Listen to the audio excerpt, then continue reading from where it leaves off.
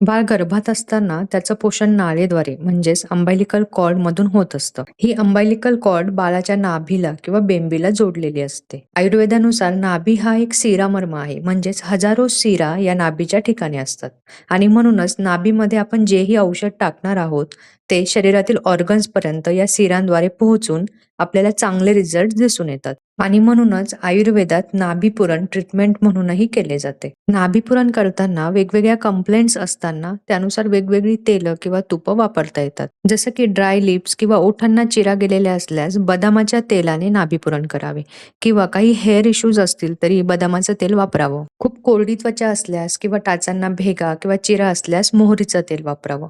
किंवा सारखे कफाचे आजार जसं की सतत सर्दी, खोकला, दमा हे सगळे असल्यासही मोहरीचं तेल वापरावं. पिंपल्स किंवा स्किन इन्फेक्शन्स असल्यास निंब तेल वापरावं. ब्लोटिंग किंवा पोट दुखत असल्यास एरंडल तेल वापरावं. भूक कमी लागते किंवा पचनशक्ती कमी असल्यास मोहरीच्या तेलाने नाभीपुरण करावं. शरीरात उष्णता खूप असल्यास किंवा पित्ताचे आजार असल्यास गाईचे तूप किंवा शतधौतघृत वापरावं. पाळीच्या वेळी ओटी, पोट, कंबर दुखत असल्यास किंवा पाळी रेग्युलर नसल्यास एरंडेल तेल वापरावं. रात्री झोप येत नाही किंवा एन्झायटी असल्यास तीळ तेल वापरावं. आता नाभीपुरण करायचं केव्हा आणि कसं? रात्री झोपताना तुमच्या कंप्लेंट्सनुसार हवं ते तेल किंवा तूप निवडून ते तुम्ही नाभीमध्ये 3 ते 4 थेंब या प्रमाणात टाकायचं आहे आणि 10 ते 15 मिनिटांनी आजूबाजूच्या जागेवर सर्क्युलर मोशनमध्ये हळूवार मसाज करायचा. पण आपण जेही तेल किंवा तूप वापरणार आहोत ते शुद्ध असावं.